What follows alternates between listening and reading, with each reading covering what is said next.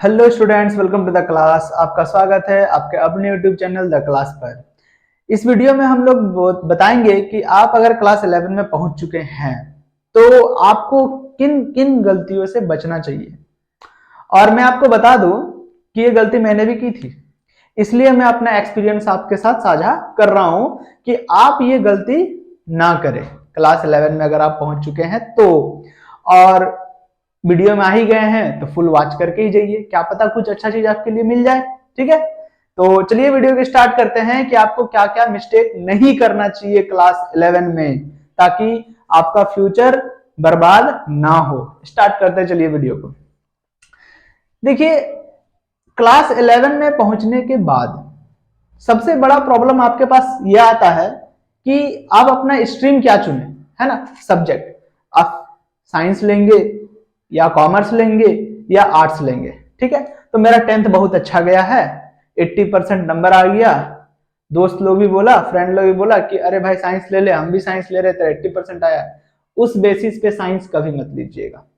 आपका मन क्या करता है, आपका इंटरेस्ट किस में है, साइंस में इंटरेस्ट है या नहीं है, फिजिक्स आपको समझ में आता है या नहीं आता है, केमिस्ट्री आपको पसंद है या नहीं है, मैथ में आपको पढ़ने में ध्यान लगता है या नहीं लगता है, तभी आप साइंस लीजिए या फिर नहीं लीजिए। अगर मान लीजिए आपको फिजिक्स इंटरेस्टिंग लगता है, आपको एस्ट्रोनॉमर को देख के मजा आता है, आपको साइंस फिक्शन मूवी देख के बहुत मजा आता है, आप भी ये जिज्ञासा रखना चाहते हैं कि कैसे स्पेस रहता है, कैसे काम करता है, प्लैनेट्स कैसे रिवॉल्व होता है, इन सभी के बारे में आपको नॉलेज गेन करना है, कैसे ग्रेविटेशनल फोर्स अप्लाई होता है, कैसे इलेक्ट्रोस्टैटिक फोर्स लगता है, ये सब आपको नॉलेज गेन करना है, तो मैं तो कहूंगा साइंस ले लीजिए। और अगर आपको ये सबसे कुछ भी इंटरेस्ट नहीं आ रहा, ना आपको मैथ बनाने में पसंद आता है, ना आपको केमिस्ट्री पढ़ने में अच्छा लगता है, और ना ही आपको समझ में आता है, और ना ही आपको फिजिक्स में इंटरेस्ट है, तो साइंस मत लीजिए फिर। क्यों? क्योंकि science is all about interest. अगर आपको जिस सब्जेक्ट में इंटरेस्ट है वही सब्जेक्ट आप लीजिए, गारंटीड है आप सक्सेस कर जाइएगा। अभी कुछ प्रॉब्लम आएगा लेकिन बाद में गारंटी है आप सक्सेस करिएगा ही करिएगा। इसलिए कोई भी विषय चुनिए तो उस पर आपका इंटरेस्ट होना जरूरी है। तो पहले हम आते हैं कि मेरा स्ट्रीम साइंस था, तो चलिए साइंस ले लिया, हम ले लिए साइंस इंटर में।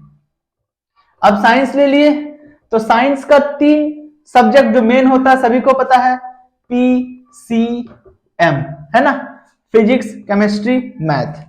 साइंस लेने के बाद जिसका इंटरेस्ट साइंस में है वो भी ये गलती करते हैं, जैसे कि मैं गलती किया हूं, मैंने ये मुझे पता है, इसलिए मैं आपको बता रहा हूं क्या गलती करते हैं, और वही गलती आप ना करें उसको हम बताने जा रहे हैं।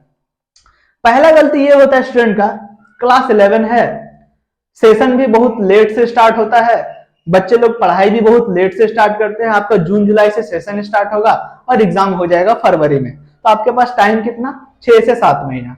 अब 6 से 7 महीना में आप सोचिएगा कि हम क्लास 11 का सिलेबस पूरा कैसे करें, बहुत वास्ट है, बहुत बड़ा सिलेबस है, फिजिक्स के 2 बुक, केमिस्ट्री के 2 बुक, मैथ्स के 2 बुक, कैसे कंप्लीट करें, इतने मोटे मोटे बुक होते हैं। तो सबसे बड़ा गलती कि लेट ना करें। जैसे आपको मन कर गया कि नहीं हमको साइंस लेना है, आप भले ही सेशन में कॉलेज में नाम ना लिखाए हो, एडमिशन ना लिए हो, फिर भी आप मैथ सॉल्व कीजिए या फिर फिजिक्स का चैप्टर 1 चैप्टर 2 घर में पढ़िए, है ना। वो यानी कि सबसे पहला मिस्टेक क्या है, लेट सेशन ना करें, लेट से स्टार्ट ना करें, जल्दी करें, जो भी करना है जल्दी निर्णय ले। दूसरा मिस्टेक क्या होता है कि ये मिस्टेक 90% में होता है, मेरे साथ भी हुआ था। स्टूडेंट्स बुक ही नहीं खरीदते हैं। क्या नहीं खरीदते हैं, बुक, बुक नहीं खरीदते हैं, हम भी नहीं खरीदते। सबसे बड़ा मिस्टेक, ये मिस्टेक आप कभी मत कीजिएगा। बुक, हर सब्जेक्ट का बुक खरीदिएगा, चाहे वो एनसीईआरटी ही क्यों ना हो। अगर आपके पास कम पैसा है, आपके पास मनी प्रॉब्लम है, तो मैं प्रेफर करूंगा एनसीईआरटी बुक जरूर से जरूर खरीदिए, फिजिक्स केमिस्ट्री और मैथ तीनों का। क्यों? क्योंकि एनसीईआरटी बुक भी बुरी बुक नहीं है, बहुत ही अच्छा बुक है। अगर आप थॉरली उसको पढ़ते हैं तो आप अच्छा अच्छा एंट्रेंस एग्जाम भी दे सकते हैं उस एनसीईआरटी बुक से। नीट का जो एग्जाम पेपर होता है, वो केमिस्ट्री का जो क्वेश्चन पेपर होता है एनसीईआरटी से बहुत मैच करता है ना। तो अगर आपके पास पैसे का प्रॉब्लम है तो आप एनसीईआरटी बुक खरीदिए, लेकिन बुक खरीदिए मैथ, फिजिक्स, केमिस्ट्री, ये तीनों बुक आपके पास होना चाहिए। और अगर आपके पास पैसे का कोई प्रॉब्लम नहीं है तो मैं रेफर करूंगा रेफरेंस बुक जरूर खरीदिए, है ना। फिजिक्स का रेफरेंस बुक खरीदिए, केमिस्ट्री का खरीदिए, मैथ्स का खरीदिए, ठीक है। ये दूसरा मिस्टेक मत कीजिएगा, बुक सब खरीदिएगा। तीसरा बात, जो बुक खरीद लेता है, जैसे कि मैंने मैथ का बुक खरीदा था, फिजिक्स का बुक खरीदा था, केमिस्ट्री का नहीं खरीदे थे, है ना।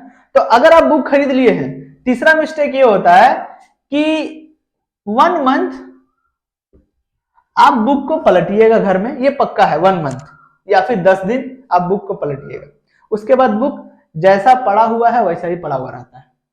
हम लोग को उसका चैप्टर तक याद नहीं रहता है कि सेकंड चैप्टर में कौन सा क्या चैप्टर का नेम है, ये तक नहीं याद रहता है। 11 का हाल हम बता रहे हैं, मेरा खुद का हाल, चैप्टर 3 में कौन सा चैप्टर है ये तक याद नहीं रहता है।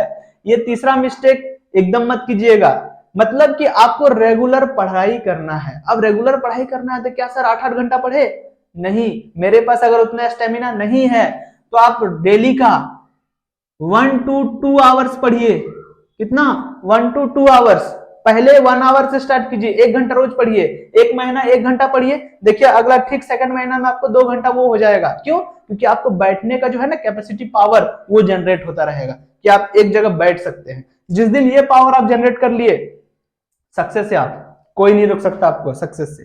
तो थर्ड मिस्टेक क्या है कि आपको रेगुलर पढ़ाई करना है, कम से कम 1 से 2 घंटा पढ़ाई। मैथ्स बनाइए, फिजिक्स का कोई चैप्टर पढ़िए, केमिस्ट्री का कोई चैप्टर पढ़िए, या फिर जिस कोचिंग में आप जाते हैं वहां क्या पढ़ाया गया है या जो आपका टीचर है वो आपको क्या पढ़ाए हैं उसका रिवीजन कीजिए, नोट्स बनाइए। अभी नोट्स पर हम आएंगे, ठीक है ना। तो थर्ड मिस्टेक रेगुलर पढ़ाई।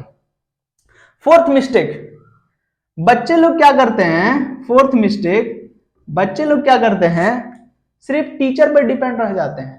और ये सबसे बड़ा मिस्टेक है सक्सेसफुल और अनसक्सेसफुल में।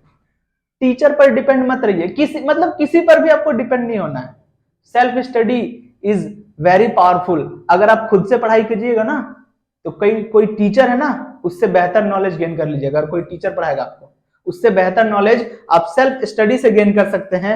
यहां तक कि आप बुक से भी ज्यादा गेन कर सकते हैं नॉलेज सेल्फ स्टडी से। अब बोलिएगा बुक से ही पढ़ेंगे तो बुक से ज्यादा नॉलेज कहां से हो जाएगा? ठीक है, पहला चैप्टर बुक से पढ़ लिया, आप पूरा कंप्लीट पढ़ लिए, ठीक है ना। उसके बाद आपके पास नेट है, इंटरनेट है। अभी का जमाना इतना पावरफुल है कि आप नॉलेज कहीं से भी गेन कर सकते हैं। ठीक है, बुक से पढ़ लिए और कोई दूसरा बुक हाई लेवल का बुक पढ़िए, नॉलेज गेन कीजिए। Knowledge is very important thing in life, ठीक है ना। तो फोर्थ मिस्टेक, सेल्फ स्टडी। क्या करना है? Self study. सेल्फ स्टडी बहुत ही बढ़िया चीज है और ये आपको नॉलेजेबल बनाएगा। कहीं भी कोई भी सवाल से आप अटकेंगे नहीं।